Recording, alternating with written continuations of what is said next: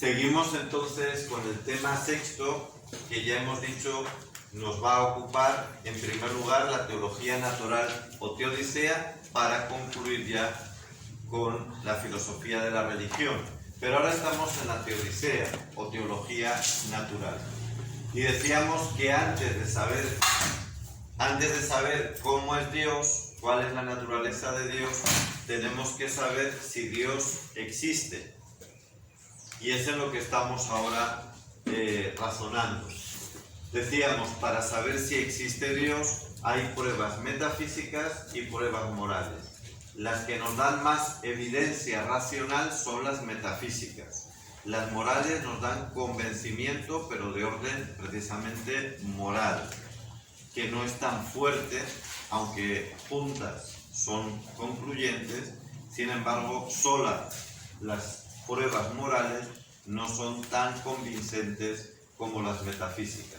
En cuanto a las metafísicas, explicábamos en la lección anterior, pueden ser a priori.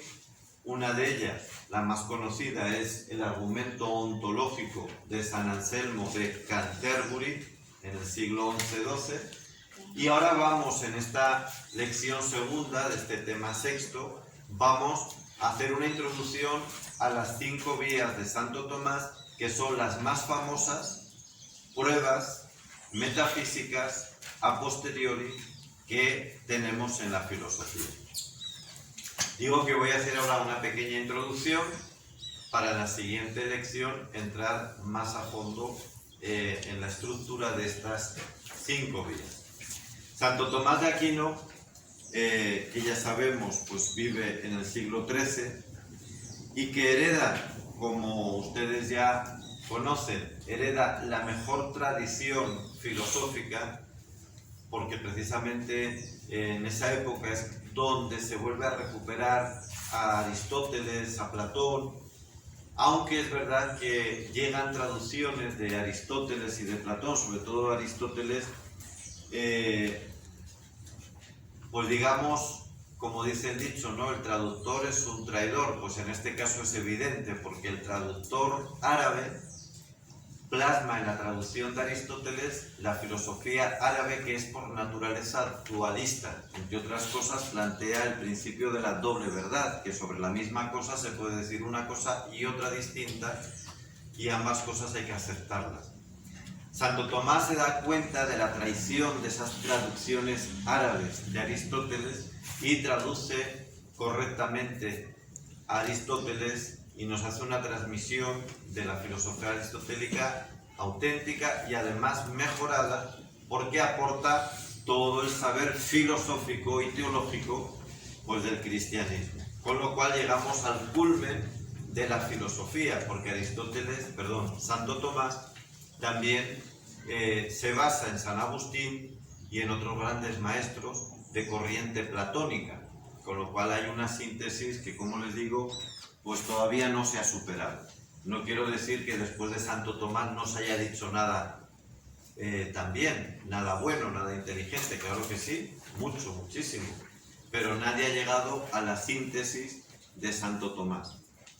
Por eso cualquiera que haga filosofía y teología siempre tiene que partir de Santo Tomás para poder seguir aportando, no para estancarse ahí, cuidado, pero sí partir de ese culmen del pensamiento filosófico teológico. Bien, pues Santo Tomás ya hemos explicado un poco por qué llega a esta conclusión de que tenemos que presentar unas vías, unas pruebas metafísicas. No es que niegue las morales, pero son más importantes las metafísicas, insisto en ello, a posteriori, porque dada la diferencia de naturaleza entre el razonamiento humano y la mente divina y la existencia divina, pues lógicamente tenemos que empezar por los efectos, por eso es a posteriori. Y en esto además, pues hay como una demostración de esto que estoy diciendo también en la Escritura. Leamos, por ejemplo, Romanos capítulo 1, versículos 19 y 20. Ahí vamos a encontrar algo muy interesante, que aunque es verdad, yo les he dicho antes, no voy a recurrir a la revelación, pero también les decía que no podemos hacer tampoco, como ha hecho el racionalismo y el cientifismo, una separación estricta, como si la revelación no fuese racional o si la razón no aceptase como algo lógico la revelación. Ambas están más unidas, de hecho son inseparables, aunque no hay que confundirlas. Romanos 1, versículos 19 al 20, dice así: todo lo que se puede conocer de Dios lo tienen los hombres ante sus ojos, pues Dios se lo manifestó. Lo que Él es y que no podemos ver ha pasado a ser visible gracias a la creación del universo, y por sus obras captamos algo de su eternidad, de su poder, de su divinidad. Este es el argumento metafísico a posteriori. Lo que Él es, que nosotros no podemos ver directamente, lo captamos a través de sus obras. Pero también en el Antiguo Testamento ya tenemos un destello de esto mismo, concretamente en el libro de la Sabiduría, capítulo 13, versículos 4 al 8. Dice así: si estaban impresionados por su fuerza y su actividad, debieron haber comprendido que su Creador es más poderoso, porque la grandeza y la belleza de las criaturas dan alguna idea del que les dio el ser. Y así continúa todavía otros 2 versículos. La grandeza y la belleza de las criaturas dan idea del autor de ese ser, del que les dio el ser. Este es en definitiva la prueba, o esta es la prueba metafísica a posteriori. Vamos a leer cómo las muestra Santo Tomás. Voy a leer un argumento en la primera de las vías y también el inicio de la cuarta, ¿no?, de Santo Tomás. Dice así: respondo que hay que decir que la existencia de Dios se puede probar por 5 vías. La primera y más manifiesta vía es la que se toma del movimiento, cambio o movimiento. Es lo mismo, cambio o movimiento. Es cierto, en efecto, y consta a los sentidos, partimos por lo tanto de lo que vemos, de los efectos, consta a los sentidos que en este mundo algunas cosas se mueven. Eso es evidente, dice él, es racional 100%. Ahora bien, todo lo que se mueve es movido por otra cosa, ya que nada se mueve sino en tanto que está en potencia con respecto a aquello a lo que se mueve. En cambio, una cosa mueve en tanto que está en acto, ya que mover no es sino reducir algo de la potencia al acto. Ahora bien, no puede ser reducido algo de la potencia al acto, sino por algún ser en acto. Y pone un ejemplo. Lo caliente en acto, como es el fuego, hace que la madera, que es caliente en potencia, se convierta en caliente en acto, y con eso la altera y la mueve. Pues bien, no es posible que una misma cosa esté en potencia y en acto según un mismo aspecto, sino solamente en diferentes aspectos.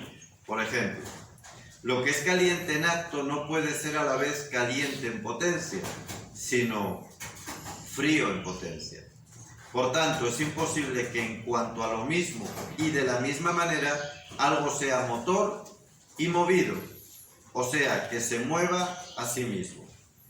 Por tanto, todo lo que se mueve tiene que ser movido por otra cosa. Pues bien, si aquello por lo que es movido se moviera, debería ser movido también a su vez por otra cosa, y esta por otra. Pero aquí no se puede proceder al infinito. ya que entonces no habría ningún primer motor y por tanto ningún otro movimiento, ya que los movimientos segundos no mueven, sino porque son movidos por el primer movimiento. Igual que el bastón no mueve, sino porque es movido por la mano. Por tanto, hay que llegar a algún primer motor que no es movido por nada. Y eso todos entienden que es Dios. La cuarta vía, la del grado de perfección, más brevemente, pero para que entiendan un poco el razonamiento y luego vemos la estructura de las 5 vías. La cuarta vía dice: la cuarta vía se toma de los grados que se hallan en las cosas. En efecto, entre las cosas, cualquiera que observemos, se halla algo más bueno y menos bueno, más verdadero y menos verdadero, más noble y menos noble, y así de las otras cosas como estas. Pero lo más y lo menos se dicen de cosas diversas en cuanto se aproximan diversamente a algo que es lo máximo. Ese es el criterio, y de acuerdo a ese máximo se dice es más o es menos, más o menos bueno, más o menos noble, más o menos verdadero. Pone un ejemplo. Vuelve otra vez al mismo del calor o del fuego. El ejemplo es el siguiente: es más caliente lo que se aproxima más al máximo de calor. Por tanto, hay algo que es verísimo y óptimo y nobilísimo, y por consiguientemente es máximamente ser, ya que lo que es verdadero hasta el máximo es ser hasta el máximo. Ahora bien, lo que se denomina máximamente tal en algún género es la causa de todas las cosas que son de aquel género. Por ejemplo, el fuego, que es caliente hasta el máximo, es la causa de todas las cosas calientes. Por tanto, hay algo que es para todos los entes la causa del ser y de la bondad y de cualquier perfección. Y a eso lo llamamos Dios. Bueno, pues esta es la cuarta vía, muy en resumen, Pero vean que una observa el cambio, el movimiento, otra va a observar la causalidad, que todo tiene causa y efecto, otro la contingencia, otro los grados de perfección y otro que todas las cosas tienen una finalidad. Parte por lo tanto de lo observable, de los efectos, es a posteriori. Y vamos a entender ahora en la siguiente lección cómo es la estructura de estas 5 vías y su lógica interna.